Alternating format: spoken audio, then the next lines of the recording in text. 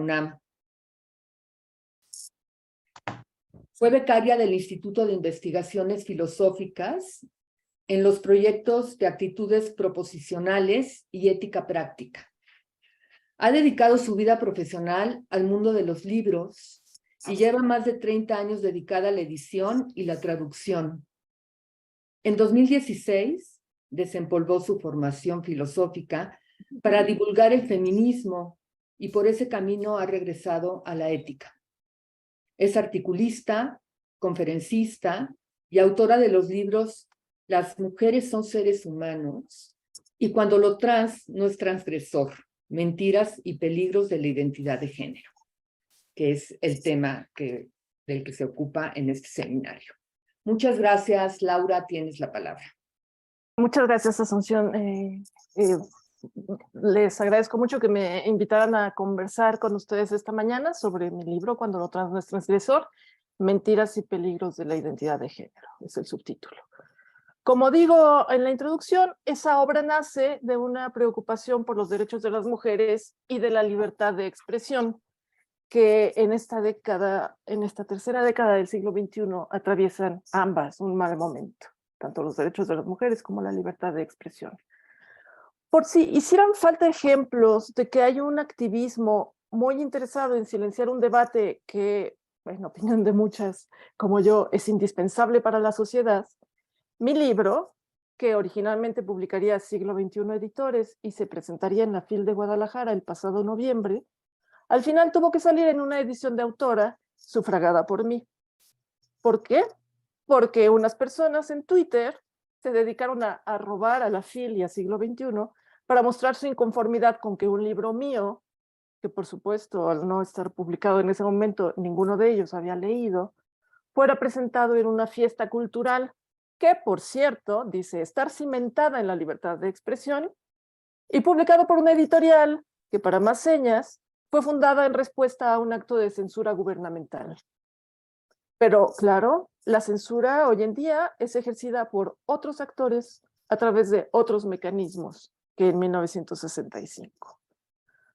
La acusación que se me hace es la misma de que se echa mano con cada vez más frecuencia, a falta de pruebas y argumentos, para impedir debates necesarios de cara a la sociedad.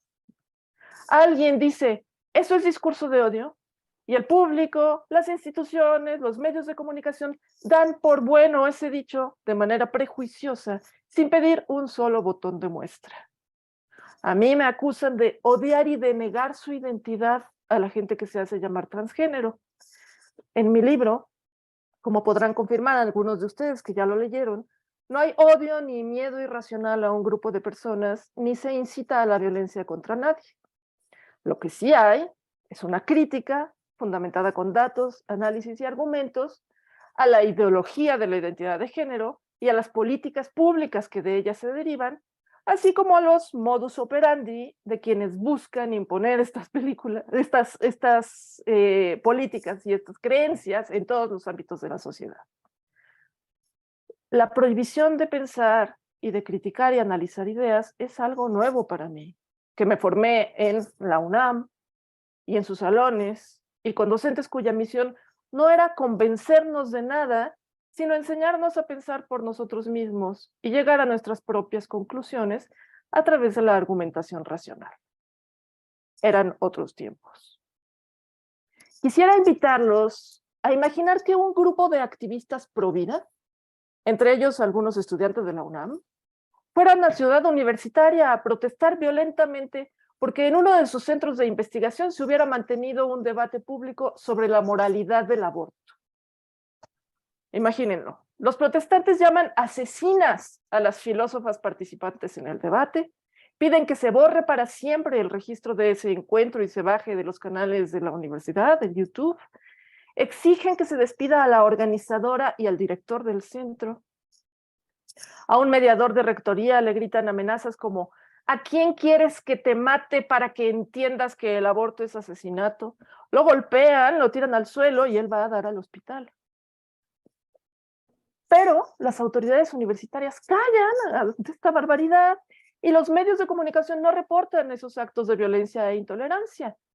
Los encabezados solo dicen algo así como Defensores de los derechos de los no nacidos protestan por foro antivida o protesta por foro bebé odiante en la universidad, haciendo gala de una total falta de imparcialidad, que se supone que es una de las misiones de los medios de comunicación, la imparcialidad.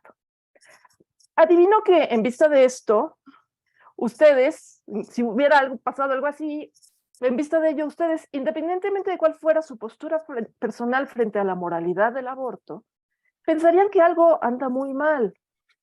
Recordarían que si existe un lugar en este país donde esos debates deberían estar permitidos y de hecho alentados, es nada menos que la Universidad Nacional Autónoma de México, y que aunque las voces disidentes como las de estos pro vida deben ser escuchadas, sus actos violentos son inadmisibles en el campus. De hecho, estoy segura de que todo esto está estipulado en los estatutos universitarios. Pero el 28 de marzo de 2022 ocurrió en las islas de Ciudad Universitaria algo muy parecido a esta escena inverosímil que les pedí imaginar. Solo una pequeña diferencia. Los manifestantes no eran un grupo pro vida, sino unas personas que se definen como disidencias sexogenéricas. Y protestaban no por un debate en torno al aborto, sino por el foro Aclaraciones Necesarias sobre las Categorías de Sexo y Género, organizado por el Centro de Investigaciones Interdisciplinarias en Ciencias y Humanidades, que había tenido lugar unos días antes, un par de días antes, con la participación de Amelia Valcárcel, Marcela Lagarde, Andrea Medina, Angélica de la Peña y Aimee Vega. Puedo asegurarles que en las 4 horas y pico de diálogo entre ellas, no se pronunció una sola palabra de odio contra nadie, pero a las participantes las acusaban de transfobia y de discurso de odio. El representante del rector que bajó a hablar con los manifestantes que exigían la cabeza del director del SAGE y de una de sus investigadoras, sí fue a dar al hospital, pero de eso nadie habla. La noticia ante el público es que la comunidad estudiantil se manifiesta contra la transfobia en la UNAM, y esto se comunica de modo celebratorio. Por fin la comunidad estudiantil responde a la transfobia. ¿Por qué en la UNAM se permite e incluso se aplauden esos despliegues de violencia e intolerancia y se les da la razón a los protestantes sin concederles a las filósofas, antropólogas, feministas participantes de ese foro el beneficio de la duda ni por un instante? Es porque la comunidad de la UNAM mayoritariamente tiende a rechazar a los pro vida, pero simpatizar con personas que se pongan una etiqueta con apariencia libertaria. ¿Pero debería eso importar en una casa de estudios? Una parte de la explicación de por qué pasa esto está en la captura institucional que ha logrado el transgenerismo y en general lo que unos llaman wokeismo o falso progresismo, no solo en la UNAM, sino en gran parte de las universidades y otras instituciones culturales y políticas del mundo occidental. Autores como Andrew Doyle en su libro The New Puritans o Helen Pluckrose y James Lindsay en Cynical Theories ensayan algunas explicaciones de este fenómeno. Pero en este rato que tengo con ustedes no propongo explorar las causas de la situación, sino que hablemos de una de sus consecuencias más graves. Una de las consecuencias más graves de que se esté promoviendo esta ideología y de que se silencie a las críticas y a las voces disidentes. Este es un tema del que se habla mucho de oídas, el tema del que voy a hablar, y las discusiones en torno a él se caracterizan más por los prejuicios que por los análisis serios, rigurosos y profundos, precisamente porque algunas personas están empeñadas en que no se discuta. Como providas que acusaran a sus adversarios de asesinos o de bebés y punto final, unas personas ya decidieron que sus contrapartes son transfobas y por lo tanto no merecen plataforma y hay que silenciarlas activamente, castigarlas, convertirlas en chivos expiatorios porque dicen hay que ser intolerantes con la intolerancia, esa es su justificación. El mayor problema no es que esas personas, al fin y al cabo, contadas y minoritarias, piensen lo que piensan. El problema es que una parte de la sociedad, por ignorancia y buenismo o por cobardía y negligencia, les da la razón y las obedece y crea una falsa impresión de consenso social. Esto es parte de la estrategia. Porque, callar a las otras es parte de la estrategia, porque no estamos hablando de unas ideas que puedan defenderse de la crítica, sino de unas ideas estrafalarias que aún así han estado colándose y presentándose como verdad revelada, que nadie debe atreverse a cuestionar. Entre los diversos peligros de la doctrina de la identidad de género que examino en mi libro, en el que más patente es la relación con la bioética, hay otros, pero en el que más patente es, creo, el relacionado con eso que llaman unos las infancias trans. Y quiero hablar de eso ahora con la esperanza de transmitirles una parte, un poco de mi preocupación.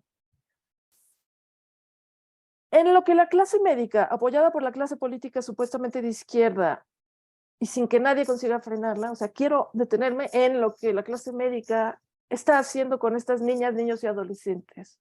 Porque este es un ejemplo en el que principios como el de no hacer daño, el del consentimiento informado, el de proteger a la persona de intervenciones médicas inútiles, el de hablarle al paciente con la verdad, el de tener en cuenta el desarrollo psicológico y la edad de una persona para determinar su competencia para tomar decisiones, todo esto se echa por la borda. O sea, en este asunto, eso no vale, eso es obsoleto, eso es transfobo.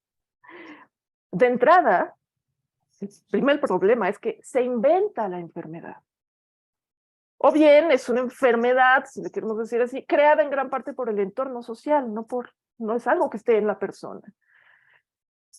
Un ejemplo de esto, entre 2010 y 2020, el aumento de niñas y niños que acudieron a consulta al Centro de Identidad de Género de la Clínica Tavistock de Inglaterra fue exponencial. El aumento fue en niños de 1.460% y en niñas de 5.337%, en menos de una década.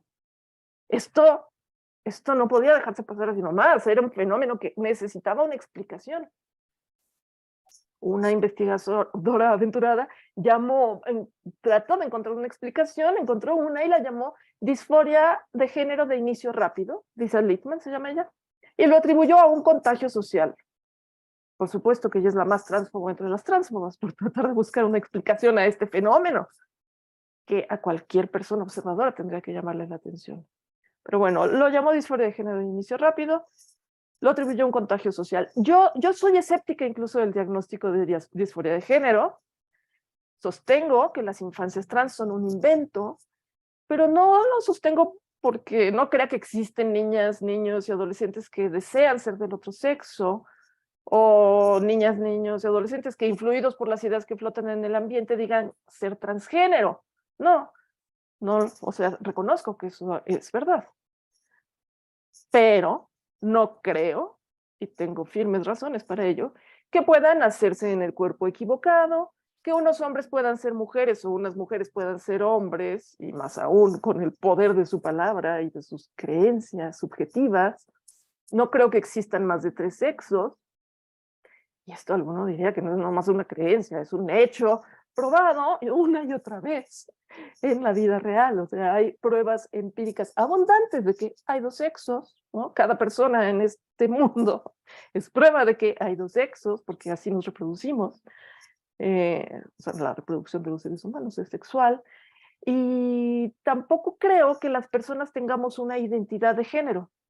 Esto es, para tomar una definición canónica, la definición emanada de los principios de Yogyakarta, no creo que tengamos las personas una vivencia interna e individual del género tal como cada persona la siente profundamente, la cual podría corresponder o no con el sexo asignado al momento del nacimiento, incluyendo la vivencia personal del cuerpo, que podría involucrar la modificación de la apariencia o la función corporal a través de medios médicos, quirúrgicos o de otra índole, siempre que la misma sea libremente escogida, y otras expresiones de género, incluyendo la vestimenta, el modo de hablar y los modales.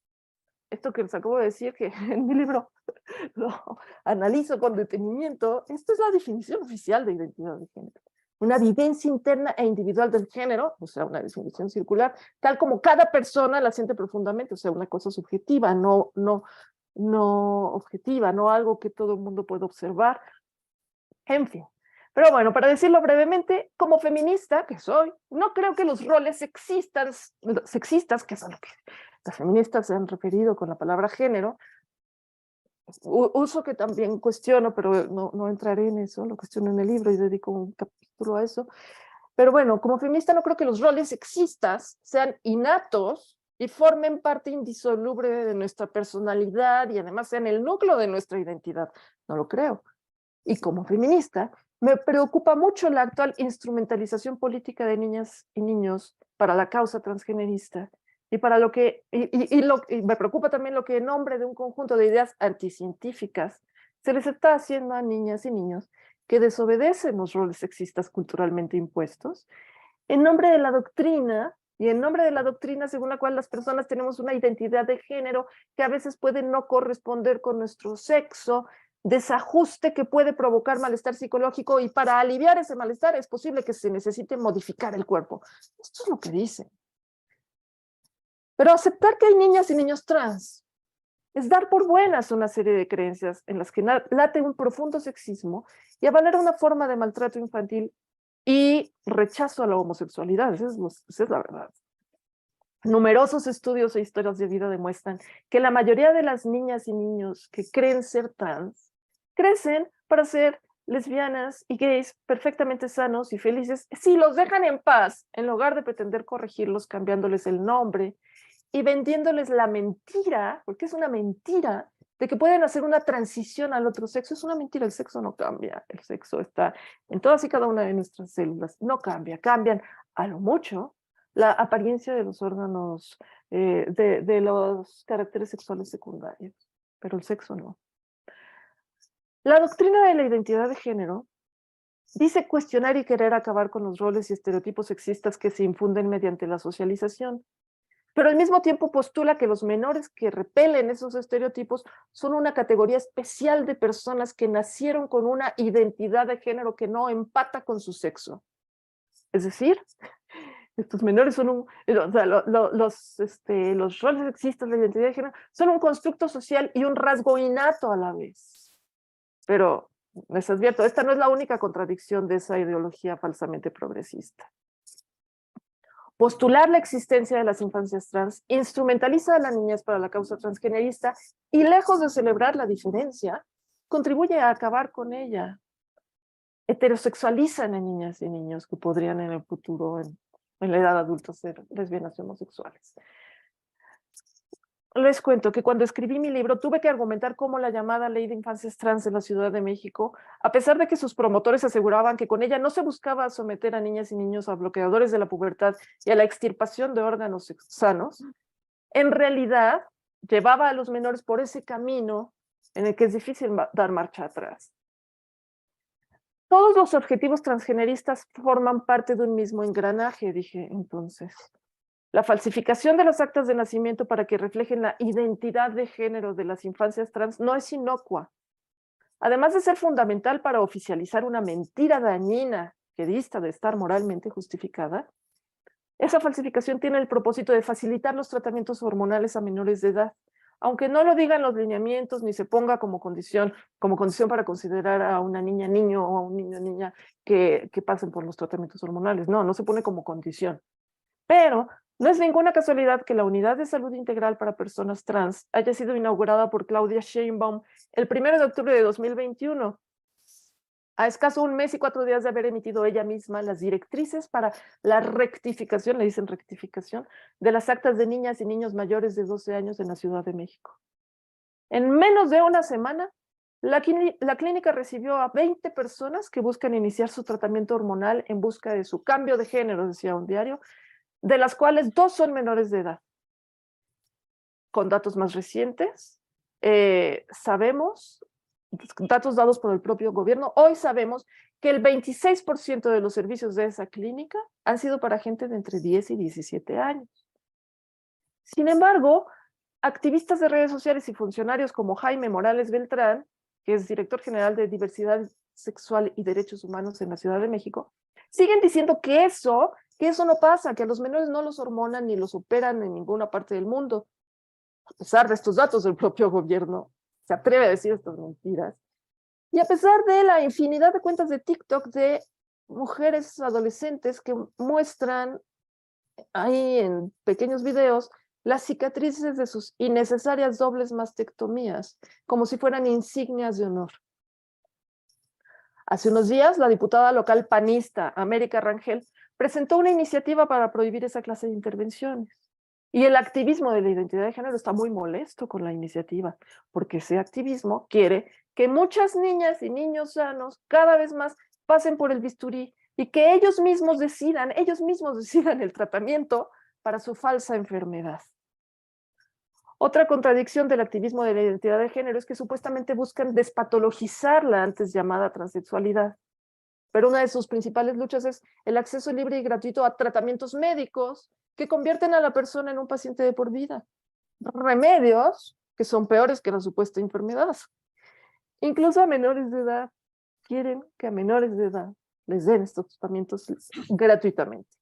Y dicen cosas como, negarles los tratamientos a la edad que ellos decidan atenta contra su derecho a la identidad. Y poca gente se atreve a impugnarlos. Si quieren, no hablemos ahorita de las operaciones. Limitémonos a la parte que, según nos dicen los promotores del transgenerismo, es inocua. Un botón de pausa, dicen. Suprimir la pubertad, ¿no? O retrasar la pubertad.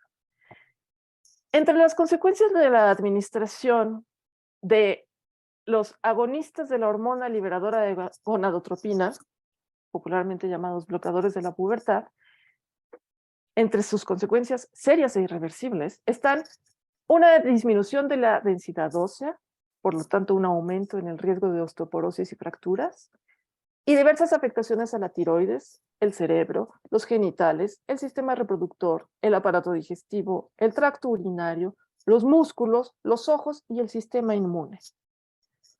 Los menores que toman estos bloqueadores pueden tener un mayor riesgo de depresión y pensamientos suicidas. Pero ni sus serios efectos secundarios, ni el hecho de que no sirvan para mejorar la salud mental, ni disminuir los malestares que se pretende aliviar, ha impedido que los bloqueadores de la pubertad sean el tratamiento preferido por los médicos para intentar curar a niñas y niños sanos que no reproducen los roles sexuales estereotípicos. Esa es su enfermedad, no reproducir los roles sexuales estereotípicos. Como las historias de vida confirman una y otra vez, que un niño se disfrace de princesa y una niña no quiere usar vestidos y pasadores, puede ser en nuestros días criterio suficiente para que sus madres o sus padres, ya sea aconsejados por gente desconocida en internet, a petición de los propios menores, o bien temerosos de que la conducta atípica de sus hijas o hijos sea presagio de homosexualidad, acudan a la clínica de identidad de género y pidan ese tratamiento que interferirá con el proceso normal de maduración. Y con los años, los bloqueadores de la pubertad han seguido usándose para tratar de obtener de una muchacha lesbiana a un muchacho heterosexual. O sea, heterosexualizan a las niñas y a los niños. La organización estadounidense Lesbians United hizo una revisión a fondo de la bibliografía disponible sobre los fármacos bloqueadores de la pubertad. En la nota de prensa con que anunciaron el lanzamiento de ese documento, afirman que la mayoría de las adolescentes diagnosticadas con disforia de género son niñas y jovencitas, gran parte de las cuales, con toda probabilidad, serán lesbianas al crecer. Y añaden ellas, a partir de estos descubrimientos, Lesbians United concluye que recetar GnRHA, la hormona liberadora de la gonadotropina, la agonista liberadora de la gonadotropina, para tratar una enfermedad mental real o percibida, constituye negligencia médica y un crimen contra la humanidad.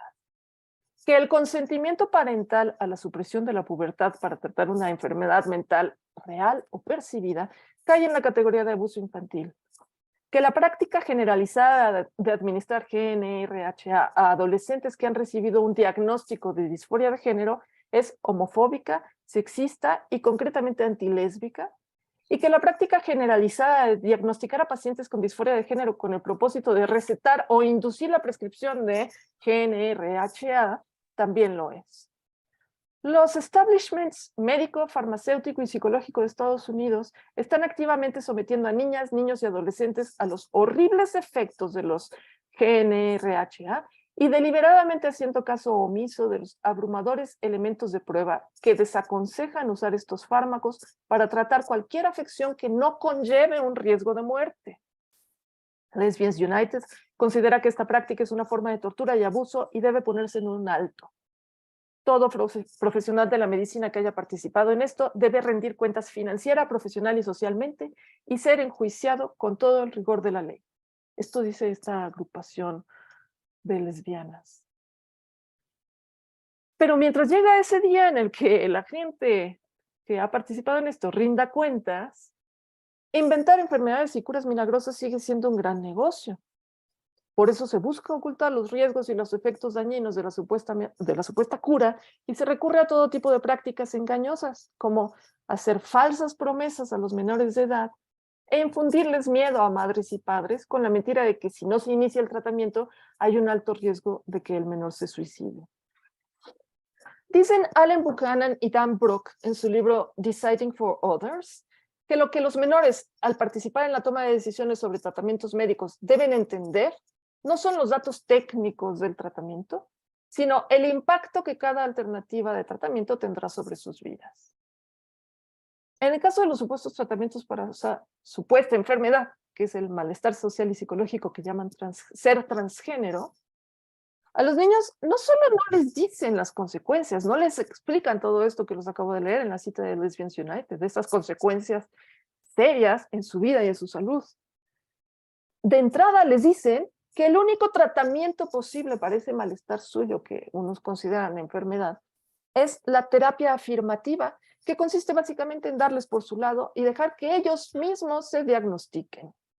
El supuesto mal o condición se llama ser trans y la única manera de determinar que alguien es trans es lo que la propia persona dice. Los médicos se basan exclusivamente en la autoevaluación cuando adolescentes y adultos jóvenes buscan la transición social, médica o quirúrgica. Pero como recuerda Lisa Littman, la creadora de esta idea de disforia de género de inicio rápido, los adolescentes y los adultos jóvenes no son profesionales de la medicina cualificados. Cuando diagnostican sus propios síntomas basados en lo que leen en internet y escuchan de sus amigos, es muy posible que lleguen a conclusiones equivocadas. Esto suena muy sensato, pero va totalmente en contra del principio axiomático transgenerista de que las infancias trans saben quiénes son, no se sienten, no se piensan, saben quiénes son y se viven así, como asegura Janet Castillo, coordinadora del área legal de la Asociación Transaliada Mexicana, Litigio Estratégico en Derechos Sexuales y Reproductivos. Prueba de que es falso esto de que las infancias trans saben quiénes son, prueba viviente de que esto es falso, son los llamados destransicionadores y desistidores, que son la otra cara de la moneda de las infancias trans. Se trata de personas, en su mayoría jóvenes y en su mayoría mujeres, que abandonan la identidad transgénero que habían adoptado y que, después de haber hecho la llamada transición médica, dan marcha atrás en la medida de lo posible, pues hay daños irreparables. Estas personas se dan cuenta de que cuando iniciaron ese camino de medicalización, les había faltado información, análisis y perspectiva feminista. O sea, esto de consentimiento informado, nada. O sea, brilla por su ausencia. Pueden consentir, aunque es dudoso que a esa edad puedan dar un pleno consentimiento, pero además informado, pero ni de chiste. Les mienten, los engañan, les ocultan información. En 2020, Keira Bell interpuso una demanda contra la clínica Tavistock de Inglaterra. Ella es una joven destransicionadora, es decir, arrepentida de haber hecho una transición y que ya no asume una identidad trans. Ella había acudido a la clínica 7 años antes, a los 16. En el momento de la demanda tenía 23, y le habían recetado bloqueadores de la pubertad tras unas breves conversaciones triviales con trabajadoras de servicio social, en las que ella dijo que creía ser hombre, no mujer. Un año después ya estaban dándole testosterona, y a los 20 se sometió a una mastectomía bilateral. Al igual que un número creciente de transicionadoras, ya en 2020, Keira Bell aducía que cuando acudió a la Tavistock era muy chica para aceptar esas intervenciones, le habían dado información engañosa y tendrían que haberla cuestionado más. Cabe mencionar que en aquella ocasión Bueno, no. En aquella ocasión el Tribunal Supremo determinó que antes de los 16 años difícilmente podría alguien dar consentimiento informado por no entender los riesgos a largo plazo, pero cabe mencionar que esa decisión fue revocada en la Corte de Apelaciones en septiembre de 2021. Pero bueno, en todo caso, al día siguiente de que el Tribunal Supremo determinó que antes de los 16 difícilmente alguien podría dar consentimiento informado, el Servicio Nacional de Salud de Inglaterra detuvo los tratamientos con bloqueadores de la pubertad para menores de 16. Algo que en nuestro país vamos en sentido contrario. Nosotros, ya unos países como Inglaterra o como Suecia están dando marcha atrás, pero nosotros allá vamos, ¿no? Y una paliza, Laura, sí, disculpa, sí. hay mucho interés por discutir, entonces si puedes considerar 5 o 10 minutos más Ah, para... sí, de acuerdo. Sí, ya casi termino, yo creo que en 5 minutos. Muchas gracias. Bueno, nosotros, ¿no? Allá vamos, ¿no? Una panista, qué horror que nosotros hacen con los panistas, propone una iniciativa para evitar que cosas como esta pasen, y en el mundo supuestamente de izquierda la rechaza, le dice nazi, le dice transfoba, le dice que cómo se le ocurre, que qué barbaridad, que les está negando sus derechos a los menores de edad, ¿no? O sea, unos ya van de regreso y nosotros no aprendemos de esa experiencia. En fin. Durante el juicio de Keira Bell se puso de manifiesto también que la clínica, la clínica de identidad de género de la Tavistock carecía de estadísticas sobre las edades de los menores a los que les habían recetado bloqueadores de la pubertad, y no sabían cuántos tenían previamente un diagnóstico de autismo, que es una frecuente comorbilidad con la disforia de género. Es decir, en la clínica no debieron darle a Keira Bell por su lado, sino que debieron darle una terapia psicológica convencional, explorar las causas por las que se identificaba como hombre. No sé, un rechazo a su lesbianismo, por ejemplo, una manera que se le ocurrió para escapar de la violencia sexual masculina. Pero no, esas terapias, talk therapies les llaman en inglés, hoy son consideradas terapia de conversión. Y por cierto, otras leyes que el transgenerismo está impulsando en todo el mundo, por supuesto en México también, son las que prohíben estas terapias. Claro, parte del chiste es llamarlas terapias de conversión. Yo quiero aclarar, por supuesto que estoy en contra de las crueles, auténticas terapias de conversión, por suerte ya en desuso, que buscaban llevar a homosexuales y lesbianas por el camino correcto de la heterosexualidad. Pero llamar terapia de conversión a cualquier enfoque psicológico que busque explorar las causas de una identificación transgénero en un menor de edad antes de darle por su lado es una trampa, otra mentira de la identidad de género, pero además sumamente descarada, porque hay un sentido importante en el que justamente la transgenerización de los menores es terapia de conversión, convierten en supuestos heterosexuales a niñas y niños que podrían ser en el futuro homosexuales y lesbianas. Otra vez transicionadora, la irlandesa Sinead Watson, cuenta que en los años en que ella decidió hacer la transición médica, estaba deprimida, tenía problemas con el alcohol, había tenido una internación psiquiátrica, le molestaba el hecho de que la trajeran las mujeres y se resistía a su sexualidad, le incomodaba tener pechos, sentía que estaría más a salvo como hombre. Cualquiera que la hubiera escuchado, dice, podría haber unido los puntos, pero nadie le preguntó. Ninguna de las personas de la clínica de identidad de género que tuvieron su historial médico en la mano le dijo, antes de ponerte en un camino de tratamiento irreversible, hablemos de todo esto. ¿Cabe la posibilidad de que odies tu sexo no porque tengas disforia de género, sino porque sufriste abuso sexual y te han maltratado por el hecho de ser mujer? En fin, el papel de la clínica de identidad de género de la Tavistock, quiero decirles, fue fundamental en la invención de las llamadas infancias trans. A pesar, ahorita ya está muy cuestionado eso y hay varios escándalos, se han destapado varios escándalos ocurridos en la clínica Tavistock. Uno entre ellos, por supuesto, el que las propias personas que trabajaban ahí se daban cuenta de que gran parte de los niños y niñas que llegaban eran, o sea, tenían pinta de ser homosexuales o lesbianas en el futuro. O sea, hay varias confirmaciones que vienen de distintos lados, de que las madres y los padres que llevan a sus niños a este tipo de clínicas temen una homosexualidad futura. Para ellos, la idea de que su hijo haya nacido en el cuerpo equivocado es mucho más aceptable y digerible que la idea de que su hijo pueda ser en el futuro lesbiana u homosexual. Pero bueno, la influencia de la clínica Tavistock no se limita a Inglaterra, sino que se extiende a otros países que, sometidos a las mismas presiones del poderoso lobby mundial de la identidad de género y la transgenerización infantil, repiten el mismo libreto y el mismo modus operandi.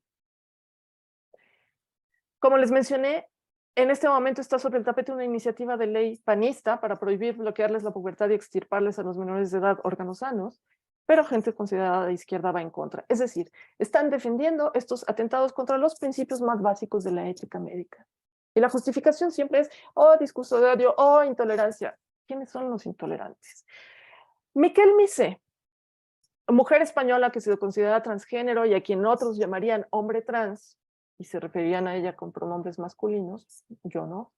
Aunque ella no es destransicionadora, es bastante crítica, digamos, de la tendencia del movimiento en el que ella participó, y escribió en su libro A la conquista del cuerpo equivocado las siguientes palabras que reflejan a la perfección lo que sienten muchas de las personas que se consideran engañadas por la que fue su comunidad, la comunidad transgénero. Dice Miquel Missé: me pregunto por qué nadie me dijo que sí era posible mantener ese cuerpo.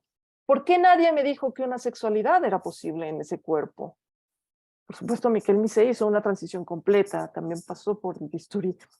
Dice ella, no hubo violencia, no hubo amenaza, pero siento que me robaron la posibilidad de vivir mi cuerpo de otra manera. Y llama al establishment médico los ladrones de cuerpos. Y yo digo que podríamos responderle a Missé que sí se le dijo.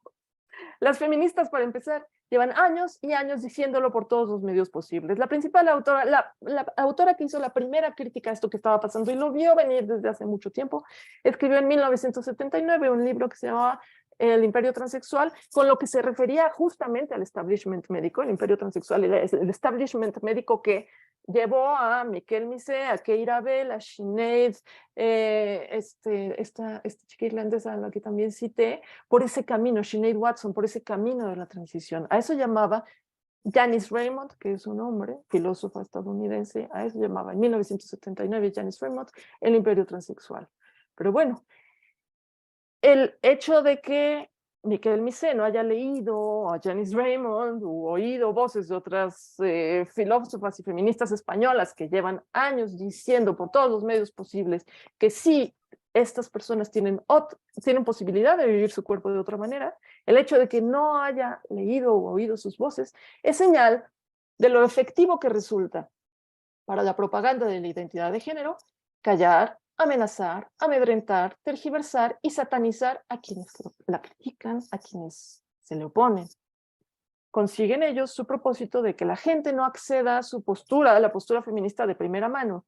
Ni siquiera estas jovencitas, estos jovencitos que son quienes más necesitan conocer la postura feminista. Y bueno, me encantará ahora saber qué opinan ustedes y preguntarles, también me gustaría saber si los especialistas en bioética están teniendo esas discusiones prohibidas a este respecto. Bueno, muchas gracias. Muchísimas gracias a ti, Laura, por traer toda esta información y argumentos para tener más elementos para analizar y conocer y comprender un tema tan controvertido que no puede avanzarse mediante la imposición, sino que hay que entender. Entonces sí, damos pie a la discusión y Rodolfo pide la palabra.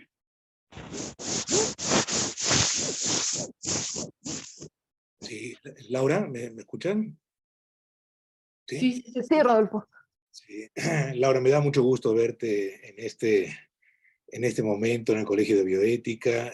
Hace mucho te cité para algún texto que escribí sobre el aborto y sé que estos temas están en tu agenda siempre y me congratulo por ello. Y me congratulo también de tu libro, Laura, lo leí con mucho interés. Verdaderamente es una información exhaustiva que invita, por supuesto, a la reflexión, al análisis y verdaderamente una felicitación. Tengo más dudas que aseveraciones, Laura, y una de ellas tiene que ver con tu misma presentación ahorita, en la que, digamos, empezar por el problema de los niños siempre es más cómodo que empezar con los adultos. Es decir, en los niños vamos a poder estar de acuerdo en que todo lo que se pueda obviar en su información, en su consentimiento informado, etcétera, son cosas que hay que remediar urgentemente. Es decir, para la decisión que se vaya a tomar, sea que quieran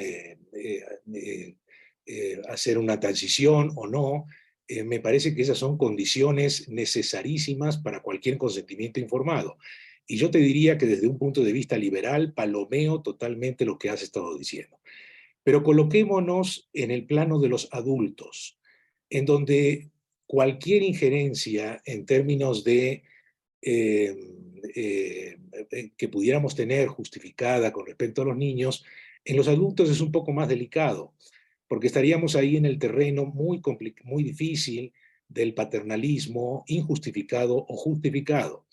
Y desde el punto de vista liberal, yo te diría que asumo que un adulto tiene autonomía para tomar las decisiones. Entonces, mi primera duda y pregunta es, colocándote en la perspectiva del adulto, en donde debemos de suponer que ya tiene un consentimiento informado y que sería peligroso incurrir en una limitación de su autonomía sin caer en un paternalismo justificado, ¿qué pensarías?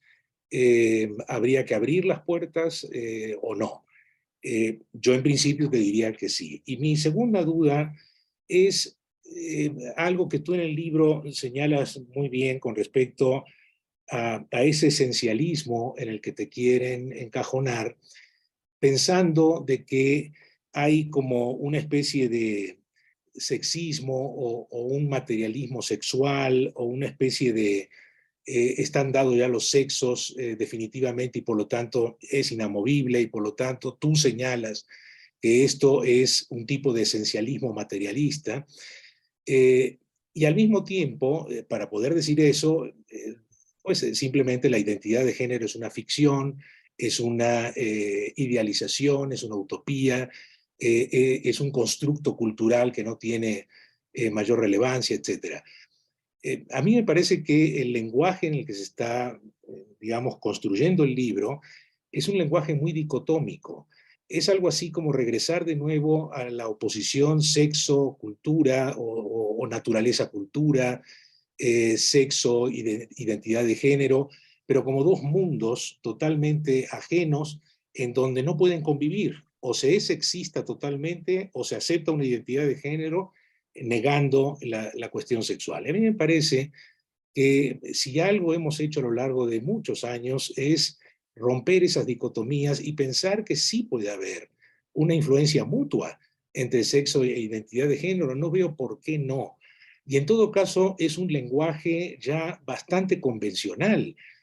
Tú citas incluso una jurisprudencia o una decisión de la ministra Norma Piña, que acaba de tomar la presidencia de la Corte, en donde pues ella apela a la identidad de género, no tanto para una posible transición, sino simplemente para que en actas de nacimiento se pueda constatar cuál es la identidad que la persona considera que es la que le conviene. Entonces, yo digo, ¿por qué este lenguaje tan dicotómico y por qué finalmente llegar a poner las bases para no un diálogo, sino o eres esencialista desde el punto de vista sexista o eres esencialista desde el punto de vista de la identidad de género. Y me parece que hemos transitado ya hacia diálogos mucho más fecundos en términos de buscar una relación entre ambas cosas. No sé qué piensas, Laura. ¿Hay una propuesta, Laura, de recibir primero todas las preguntas o prefieres ir respondiendo? Ay, sí, prefiero irlos respondiendo porque están De difíciles. Y acuerdo. se me puede, para cuando lleguemos a la pregunta 10, la Sí, 1 ya se me ha adelante, olvidado. adelante. Muchas gracias. Gracias por haber leído el libro, Rodolfo, y por tus comentarios y la felicitación. Sí, bueno, empezar por los niños como dices, más, yo quizá no diría más cómodo, o sea, creo que hablar de los niños, o sea, yo decidí hablar de los niños porque ahí es donde la, la, la, el, el, el, la preocupación bioética tendría que estar presente. Entiendo que en los adultos hay otras consideraciones, pero fíjate que para quienes sí es más cómodo empezar con los niños, es para los proponentes de la doctrina de la identidad de género y de la transgenerización, porque, y es más cómodo en el sentido de que mientras más pronto se empiece este tratamiento, o sea, a partir de los 10 años, con los bloqueadores de la pubertad, por ejemplo, más passing van a tener las personas. Y digamos, y cuando digo que me preocupa la instrumentalización política de los menores, es porque están usando a los menores y la idea de que nacen con una identidad de género que por alguna razón no macha con su cuerpo, no encaja bien con su cuerpo, los están usando para promover su propia agenda, sus propios intereses de adultos. No están pensando en el interés superior del menor, están usándolos para sus propios fines políticos, y eso lo explico en el libro detenidamente. Entonces, bueno, me preguntas si yo, con los adultos, desde la perspectiva del adulto, presuponemos consentimiento informado. Pues sí, sí, se presupone consentimiento informado, aunque si nos fijamos, la verdad es que también a los adultos los están engañando, les dicen que pueden cambiar de sexo, esa es la primera gran mentira. Y por otro lado, las feministas, la crítica feminista del transgenerismo no critica a la persona adulta que por alguna razón decide que lo mejor para ella es pues, pasar por una cirugía plástica para cambiar la apariencia de sus órganos, de sus caracteres sexuales secundarios, ¿no? No es eso lo que se critica, sino las circunstancias en las que se da ese deseo, en las que se provoca esa supuesta necesidad de hacer un supuesto cambio de sexo.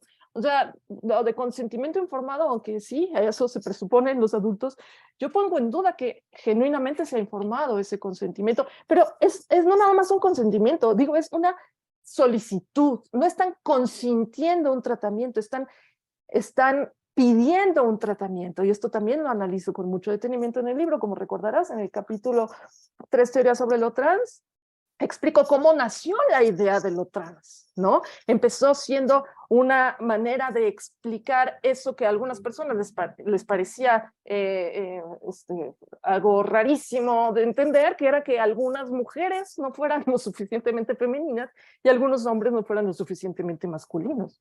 Para una feminista esto no necesita explicación, es perfectamente normal porque entendemos que la masculinidad o el conjunto de roles sexistas que se imponen a los hombres es un constructo social y no tiene nada de raro que algunos hombres no los performen, si queremos usar ese lenguaje, o no respondan a ellos, es normal, pero para algunas personas más, diría yo, más cuadradas de mente, eso era un fenómeno que necesitaba explicarse. ¿Cómo es posible que haya hombres femeninos? Entonces se estipuló la identidad de género. Hago un recuento muy detallado de cómo se fue inventando eso.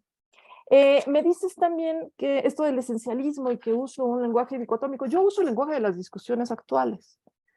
Y por otro lado, pues si decir que hay hombres y mujeres es lenguaje dicotómico, pues sí es lenguaje dicotómico, pero es un hecho que hay hombres y mujeres y que la reproducción humana es sexual y que esto significa que existen dos tipos de gametos, el gameto grande, que son los óvulos, y el gameto pequeño, que son los espermatozoides, y todos nosotros y el resto de la humanidad es producto de la fecundación de un óvulo por un espermatozoide. Entonces, pues en ese sentido es dicotómico. Pero que si sexo y cultura, a ver, estoy tratando en el libro de explicarle al público general en qué se basa, en qué confusiones se está basando la discusión. Y una confusión grandísima es esta entre sexo y género, esto que Amelia Valcárcel y otras feministas trataron de aclarar en aquel foro que menciono. Pues sí, hay una confusión muy grande, y sí, o sea, yo por supuesto entiendo que una persona no nace con los roles sexistas ya incorporados y que una mujer puede tener rasgos considerados masculinos, ¿no? O sea, Sí, lo entiendo, y hay una influencia del entorno, no sabemos bien a bien de qué manera influye en el entorno, pero a ver, con la idea de que tenemos una identidad de género, no sé si te parece que oponerme a esa idea, que me parece de lo más estrafalaria y antifeminista, no siente las bases para un diálogo, pero de que me opongo a la idea de que tenemos una identidad de género, sí. Que entiendo que haya gente que pueda creer que tiene una identidad de género y haciendo introspección diga, sí, yo creo que soy mujer porque me gusta vestirme con ropa de flores y estampada y porque me da ternura ciertas cosas, y pues que hay gente que cree que eso la convierte en mujer, que haya hombres que crean que eso los convierte en mujer, o que haya mujeres que creen que eso es lo que define su identidad de género, pues sí, lo sé, pero no comparto esas creencias y se me hace muy interesante no sé si lo revisaste, pero esta argumentación que da la filósofa política Rebecca Riley Cooper en contra de la identidad de género, o sea, ella no, digamos, no está en contra, sino que piensa cuáles son las condiciones de posibilidad para que existiera una identidad de género, ¿no? Esa discusión es súper interesante y te invito a revisar el video donde lo plantea. Y bueno, Hay espero varias haber preguntas respondido. más. Sí, si quieren pasamos a la siguiente. Gracias, sí, gracias. Jorge. Hola Laura, hola a todos otra vez. Hola, Jorge. Yo estoy fundamentalmente de acuerdo con todo lo que dices. Es lamentabilísimo que nuestra universidad esté pasando por un periodo de una intolerancia, un dogmatismo, de un empobrecimiento intelectual brutal, solo comparable a la época del marxismo, en que si no eras marxista, eras todo lo contrario y eres materia para ser linchado, puesto en la pira de la hoguera. Eso nosotros no lo vivimos ya el último rosario de ese dogmatismo marxista en la universidad, pero ya existió. Hubo una época, habría que revisar esas épocas de qué pasó con esos dogmatismos. La universidad es presa fácil y ese tipo de cosas, porque es una institución muy abierta y no hay en realidad manera de controlar, ¿no?, los discursos. Y lo que hay ahora ciertamente es muy preocupante, es un dogmatismo muy violento, muy intolerante de estas cuestiones. Yo digo, hay que explorar todavía mucho más de explicaciones de qué ha pasado para que estos conceptos tan confusos, sexo, identidad, preferencia sexual, se hayan vuelto tan incendiarios y tan explosivos. Me temo que también en México, pues es la influencia norteamericana, ese puritanismo reloaded, terrible, que ha venido por muchas formas, desde una forma de entender la lucha contra la violencia de género hasta este tipo de cosas, ¿no? Entiendo la tesis, yo no he podido leer el libro, pero entiendo bien la tesis y la comparto en general, que detrás de ese discurso del transexualismo hay una negación muy obvia a las diferencias de las preferencias sexuales y sobre todo un miedo a la homosexualidad, ¿no?, que ya había sido normalizada en las sociedades occidentales. Estamos hablando de las sociedades occidentales, y de cierta capa también sociocultural de las sociedades occidentales, en donde la homosexualidad ya ha sido entendida como algo normal, ¿no? Y ahora resulta que es una especie no sé cómo llamarlo, de negación de esa realidad. Y en efecto, las confusiones tremendas entre sexo, identidad y preferencia sexual. Bueno, es que ha habido teorías en la UNAM, se reverencia mucho a Butler, ¿no? Y bueno, las confusiones que ha causado esto de que el sexo no existe, es una invención social. Pues, ¿cómo que el sexo no existe? Yo he discutido con algunos colegas estas ideas. Y bueno, en todo caso, la transexualidad ha sido muy evidente cuando se practicaban operaciones de asignación de sexo en personas intersexuales. Un estudiante que ha hecho una tesis sobre intersexualidad. Y hay casos específicos en donde sí parecería que no estaba definida el sexo de una persona y que ahí puede haber una anomalía, no hay manera de llamarlo de otra forma, ¿no? En el desarrollo del cuerpo de una persona, y eso puede tener consecuencias, y normalmente los padres y madres tienen una angustia tremenda y quieren que se les asigne un sexo, y en la medicina les asignan un sexo, y ese es también otro de los antecedentes, ¿no?, en donde se descubría que no era el sexo adecuado, causaba confusión O sea, hoy hay todo un movimiento sobre las personas intersexuales de dejarlas de intervenir, sobre todo en las primeras etapas de su vida, en donde no pueden decidir, donde no se sabe qué va a pasar después, donde se pueden cometer errores terribles, a menos que haya una necesidad médico-quirúrgica bien justificada por un mal funcionamiento, por el desarrollo, digamos, híbrido que tienen los caracteres sexuales, que complique las funciones básicas de una persona, por ejemplo, las urinarias, ¿no? Pero fuera de eso, ¿no? Ese es el movimiento actual y no se compagina exactamente con esta idea de transexualismo, pero por ahí va, ¿no? Empieza a haber algunas tendencias también más radicales. Ahora, yo te quería preguntar qué explicaciones podemos dar, ojalá tienes en el libro donde puedo leer, al respecto de este fenómeno, de este imperio de la subjetividad individualista muy norteamericano que llega a México en esta idea de que el individuo puede afirmarse absolutamente en la identidad que quiera, como quiera, lo cual está bien en principio, pero enseguida pasar a una exigencia de derechos y de lenguajes y de tal y cual. Solo les cuento una anécdota en el curso que tengo ahorita en filosofía de la ciencia. Hay un muchacho que sexualmente es un muchacho, pero se viste femeninamente. Yo ni le pregunto cuál es su identidad. Y entonces estábamos hablando de cosas ya de tecnologías de úteros artificiales. Y él dijo a la clase, ¿podemos acaso hablar de todo? ¿Vamos a hablar de todo? Pues sí, porque no tenemos libertad de hablar de cualquier cosa, ¿no? No, hay cosas de las que no se puede hablar. Hay cosas que dependen del derecho absoluto individual de las personas.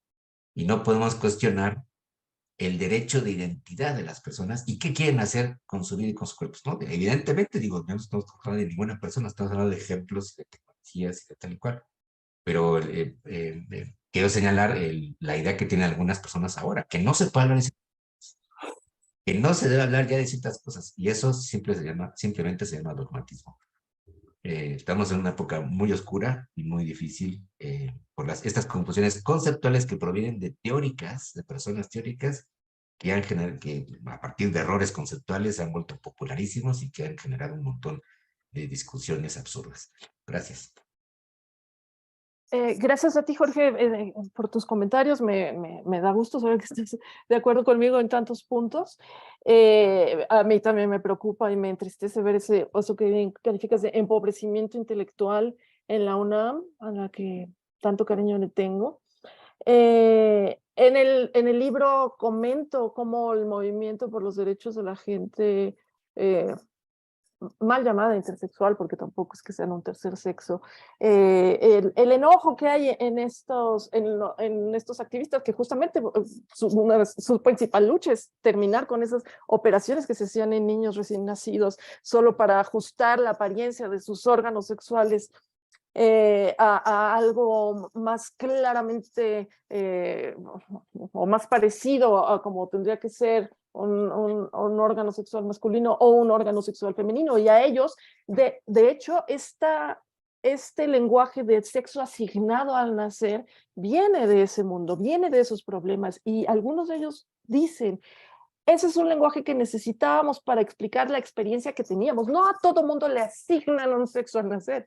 A estas criaturas cuyo sexo no era fácilmente reconocible de buenas a primeras, les asignaban un sexo, pero ahora el transgenerismo ha adoptado ese lenguaje para llevar agua a su molino y hacer al público tan confundido como bien señalas, hacerle creer que la transexualidad es una condición patológica, digamos, semejante a la de la intersexualidad, que más bien es un trastorno del desarrollo sexual, ese es el término más apropiado, y con el que se nace, cosa que no es cierto, ¿no? Entonces sí, me detengo un poco en eso en el libro, y me preguntas si doy en el libro alguna explicación a esto del imperio de la subjetividad individualista, que yo también he observado, como de pronto alguien expresa un deseo y por arte de magia ese deseo tiene que convertirse en derecho y la ley tiene que protegerlo.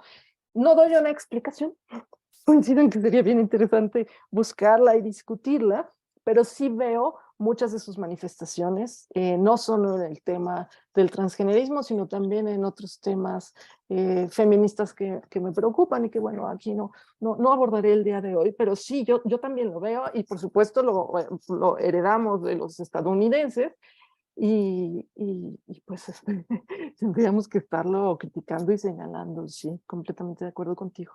Bueno, muchas gracias. Patricio.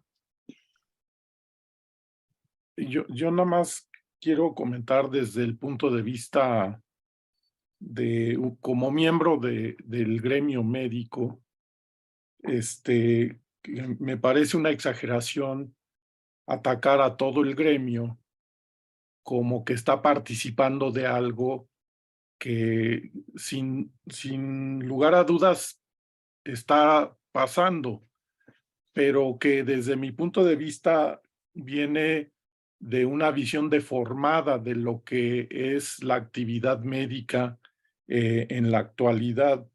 Hemos luchado mucho por ir dejando atrás el rol paternalista en la relación paciente-médico y transitar a una relación más de tipo deliberativo con el paciente, en donde el paciente participe activamente y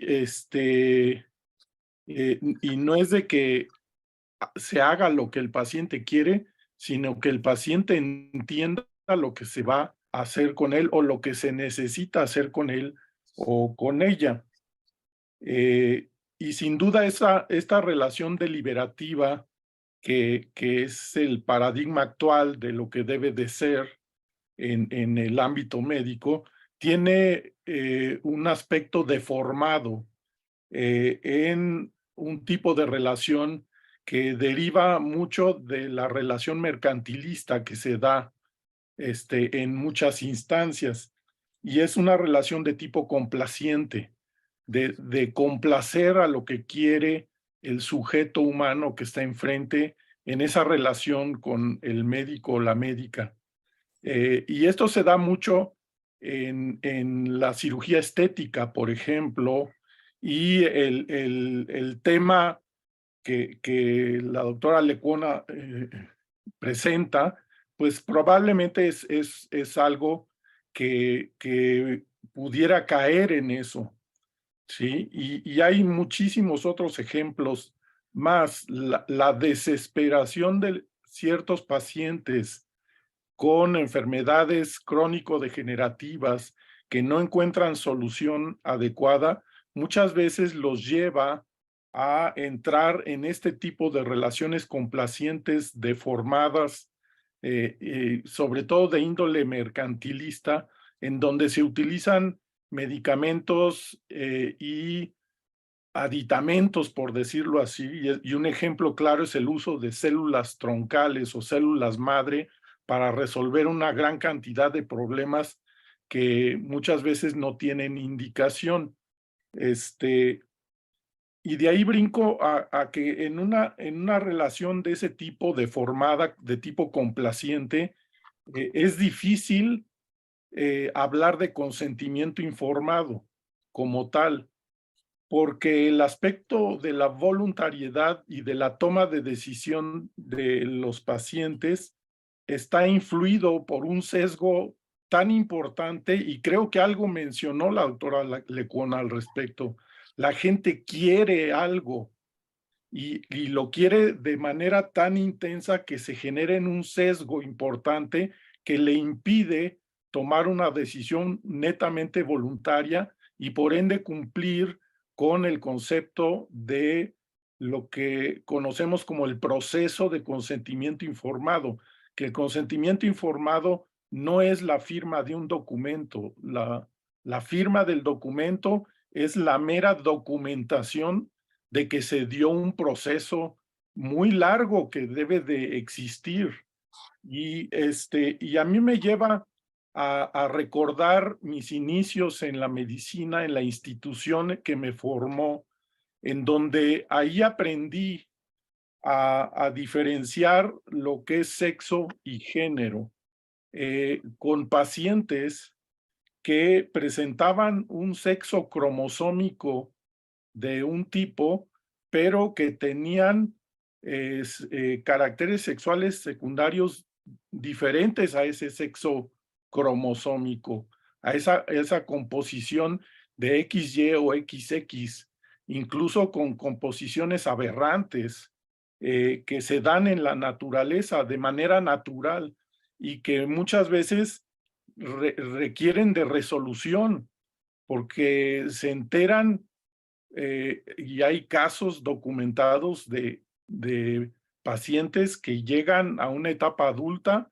y entonces empiezan a ver por qué son infértiles y se dan cuenta que el problema es que han estado viviendo un género que no corresponde a su sexo real, testículos no descendidos, y otro tipo de alteraciones que se dan. Y esto ha ameritado tratamiento. Ahí sí acepto la palabra tratamiento, porque hay que ver qué es lo que se va a hacer con estas personas y responden a un proceso muy largo que ya está metido en guías internacionales que menciona en el chat Rafaela, de cómo se deben de manejar este tipo de situaciones.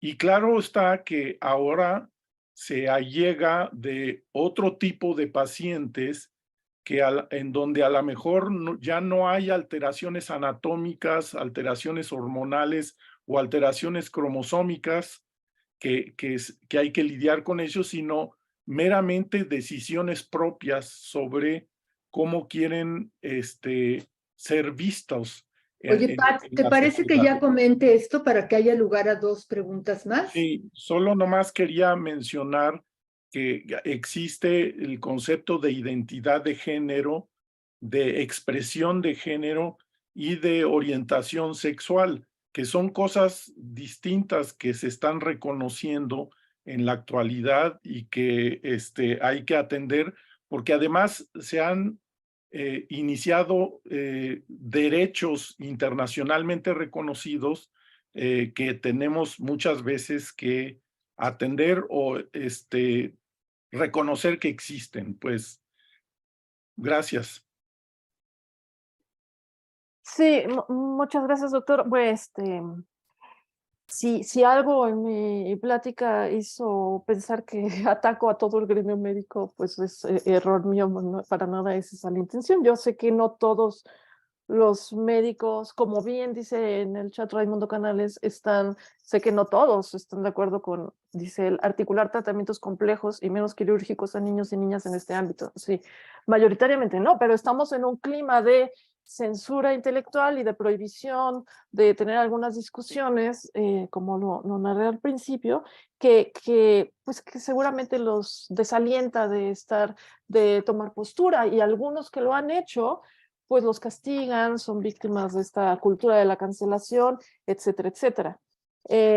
Yo hablo concretamente, y a quienes critico es a quienes participan en esa farsa y pues se encaja con estos malestares de los menores y les dan por su lado en esta relación mercantilista que bien describe usted. Y dicen, pues ¿quieres bloqueadores? Aquí están los bloqueadores. ¿Quieres hormonas sexuales cruzadas? Aquí están. ¿Quieres una doble mastectomía? Pues tus deseos son órdenes, ¿no? A mí eso me parece muy preocupante. Gracias por aclararme que el paradigma actual en la relación médico-paciente es la que llama deliberativa. Puede ser que el libro de Buchanan y Brock ya se haya quedado un poco desfasado, pero me imagino que el principio de consentimiento informado sigue siendo vigente, sigue siendo importante, y sobre todo el principio de no mentirle al paciente, ¿no? Y como sostengo en el libro y como quise reflejar en mi charla, esto es una de las cosas más graves, que les mienten a los pacientes, y justamente por no saber distinguir entre sexo y género, expresión de género y todo esto, les hacen creer que con unas operaciones y con unos tratamientos médicos para una falsa enfermedad se van a convertir en el sexo del que desean y con eso se resolverán todos los males. Pero bueno, muchas gracias por sus comentarios. Bueno, quedan dos. Les pido que sean breves para que nos dé tiempo de terminar en tiempo. Pedro y luego Polín. Ay, Pedro, no te estamos escuchando. Ahora sí. Gracias. En primer lugar, mi reconocimiento a Laura, creo que es un libro bastante bueno. Bueno, evidentemente el tema de la libertad de expresión y la violencia ejercida o la falta de respeto a la libertad de expresión es preocupante, cualquiera que sea el origen de esto. En segundo lugar, con todo respeto lo digo, creo que ambas posiciones, por llamarlo de manera sintética, incurren en una especie de petición de principio. Creo que ambas corrientes parten de más de una creencia que de evidencias sólidas, y lo digo con el mejor de los respetos. Creo que falta evidencia científica, creo que falta evidencia inclusive normativa. Al respecto, creo que en ambas corrientes veo un gran vacío del lenguaje prescriptivo. Creo que se parte de la falsa concepción de que el lenguaje prescriptivo admite juicios veritativos cuando el lenguaje prescriptivo son cuestiones diferentes. Creo que faltaría en ambas posiciones ampliar las categorías de análisis, el tema de las categorías jurídicas, las categorías relacionales, el tema de la autonomía. Creo que habría que fortalecer el estudio. Quiero decir que hay una serie de posiciones en el libro de Laura que comparto, pero creo que tendrían que ser fortalecidas con esta interacción entre la parte de la autonomía individual y cómo impacta en temas relacionales, en temas de categorías colectivas. Creo que en España, al menos hasta donde conozco, hay algunos autores jurídicos, entre ellos Pablo de Lora, que están tratando de construir desde el punto de vista jurídico también un cuestionamiento de la teoría del género. Y básicamente eso para efectos de que también Paulín pueda hacer uso de la palabra. Gracias. Bueno, más que una respuesta, me gustaría hacerle una pregunta. Deme nada más 1 o 2 ejemplos de las peticiones de principio en las que incurro y de las creencias a las que les falta una evidencia sólida. Si me pudiera dar 2 ejemplos sería para mí muy Bueno, básicamente usted parte ya de una afirmación de que esto es falso porque es falso. O sea, habría que ¿esto qué? ¿Qué es lo que es falso? O sea, usted postula que toda la teoría del género es falsa porque es falsa. Dedico 400 páginas a explicar por qué es una ideología mentirosa y tramposa, pero no parto de que es falsa porque es falsa. Si se refiere a que no hago ningún intento por demostrar que existen 2 sexos, porque pues eso está plenamente demostrado, pues sí, lo hago conscientemente sabiendo que eso es una táctica distractora de la contraparte. Lo que pasa es que ahí es donde, en mi opinión, falta la parte prescriptiva, porque no todo lo que es desde un punto de vista natural tiene que ser desde un punto de vista prescriptivo. Yo no estoy diciendo debe haber 2 sexos, parto de el hecho plenamente demostrado que existen 2 sexos y de una realidad en la que se nos presenta a cada momento, que es que la gente está confundida cuando piensa que el hecho de que haya 2 sexos limita sus capacidades de desplegar su personalidad y de hacer las cosas que les gustan. ¿Ah? Bueno, en mi opinión, el hecho de que haya 2 sexos no implica que normativamente solamente debe haber 2 sexos. Esa es mi opinión. Sí, yo nunca digo debe haber 2 sexos, o sea, es un hecho, punto. Pero bueno, muchas gracias por sus observaciones. Si quiere pasamos a la siguiente pregunta. Gracias, sí, Polín, y ya terminamos con la... Gracias, súper breve. Bueno, pues Laura, todavía me falta un pedacito del libro, pero seguramente lo voy a terminar porque está muy bueno, está muy bien escrito y es muy provocador, aunque pues no estoy de acuerdo con todo, pero me pareció muy interesante. A mí me gustaría como que insistieras un poco en la dimensión política de lo que dices, ¿no? Porque, pues, por ejemplo, todo lo de los niños, creo que ya efectivamente hay un consenso, ¿no? Con pues algunos argumentos que mencionas, especialmente pues todas las cosas irreversibles sobre el cuerpo. Pero dejando esto de lado, me pregunto, ¿por qué abrazan la homosexualidad y hay tanta reticencia sobre pues otras variaciones de la diversidad humana? ¿No? Porque pues no considerar que lo trans también es pues otra variación, ¿no? de lo natural. Y también, pues, ¿por qué no asumirlo como una convergencia también con el movimiento feminista en el sentido de poder como desmontar, digamos, como las jerarquías sexuales? Y también hay algunos argumentos que se utilizan en el libro, pues que parecen que fueron los mismos usados en su tiempo en contra de la homosexualidad. Como cuando dices, por ejemplo, pues, se ha dicho mucho tiempo, por ejemplo, que había mujeres lesbianas porque habían sido víctimas de abuso sexual, y ahora pues parece que este tipo de argumentos también lo están utilizando contra lo trans. Y finalmente, como una pequeña provocación, ¿no? ¿Cómo asume ahora pues este feminismo que defiendes como compartir argumentos con pues algunas iglesias, y en particular la Iglesia Católica o también pues fuerzas políticas conservadoras? Muchísimas gracias.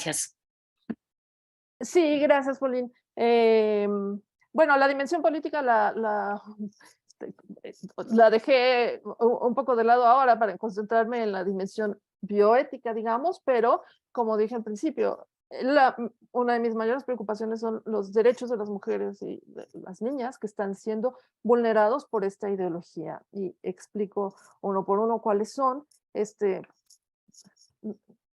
Creo que no tendría mucho sentido tratar de explicarlo ahora en medio minuto, pero cuando me dices que por qué no aceptarlo trans como otra variación de lo natural, yo acepto, yo no, simplemente no lo llamo trans. Si decimos que el comportamiento, digamos, contrario a los estereotipos sexistas es otra variación de lo natural, yo no la llamaría variación de lo natural, sino algo aceptable, incluso deseable. Totalmente de acuerdo. Creo que la trampa está en llamar a eso trans, en convertir a la gente que se aparta de los estereotipos sexistas en alguien especial, un hombre atrapado en un cuerpo de mujer, una mujer atrapada en un cuerpo de hombre, ¿no? Justamente estas postulaciones transgeneristas son las que lo apartan, digamos, de lo natural. No necesitamos considerar que son personas especiales, además, merecedoras de derechos diferentes de los del resto de la población y de derechos especiales, ni necesitamos considerarlas necesitadas de tratamiento. O sea, eso es ahí en lo que yo disiento, ¿no? Y no sé si ya llegaste a esa parte, pero tengo una tablita digamos, casi al final del capítulo 3 teorías sobre lo trans, donde justamente voy analizando los puntos de contacto entre los diferentes modelos, como los llamo, el modelo médico-sexológico, el modelo transgenerista y el modelo feminista radical. Y verás que hay una coincidencia muy grande entre el modelo transgenerista y el modelo feminista radical en lo que toca al rechazo de los estereotipos, el rechazo de los roles sexistas. Pero el feminismo radical persiste en su rechazo de estos roles y el modelo transgenerista se aparta de eso en el momento en que inventan las infancias trans y nos dicen que hay niñas y niños que nacen que todos nacemos con los estereotipos ya integrados, pero solo algunos los rechazan, y en ese caso la explicación es que su identidad de género no encaja con eso que llaman sexo asignado al nacer. El sexo no se asigna al nacer, el sexo es observable incluso antes del nacimiento. Pero en esto que me dices, la convergencia con el movimiento feminista, sí, pudo haber una convergencia, pero se vino abajo en el momento en que justamente su agenda política se fue por otro lado, ¿no? Y bueno, eso para darte una respuesta breve, pero me parecen interesantes e importantes tus observaciones y preguntas. Vamos a tener que dejar aquí. Creo que podríamos seguir discutiendo e intercambiando opiniones muchísimo más. Te agradecemos muchísimo, Laura. Sin duda ha sido un seminario muy rico, pues de un tema que pues, está abierto y que esperemos seguir teniendo la oportunidad de seguir discutiendo y seguir revisando, sobre todo los aspectos bioéticos que nos incumben. Creo que Rodolfo quiere decir algo y con eso cerraríamos después. Bueno, perdón por cerrar, pero quería hacerle una invitación a Laura, porque en el Congreso, Gustavo, que se está organizando de bioética, afortunadamente voy a coordinar una mesa sobre feminismo y hay 2 personas, pero me gustaría mucho que pudieras aceptar participar en esa mesa, Laura. Creo que podemos prolongar en esa mesa un poco. Sería el no sé si es 22, 23 o 24 de marzo, 22, puede que sea el primer día. Es miércoles 22 de marzo.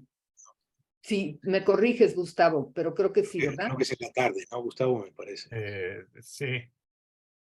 Es el 22 de marzo.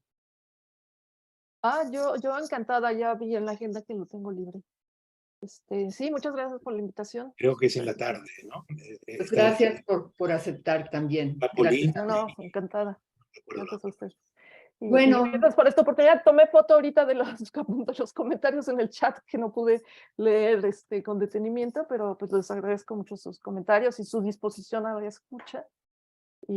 Muy importante haber entrado a este tema, realmente muy importante la lectura de tu libro, que todos los que no hayan podido, realmente muy aconsejable que lo hagan para tener realmente los argumentos que aquí tuviste que dar de manera más resumida.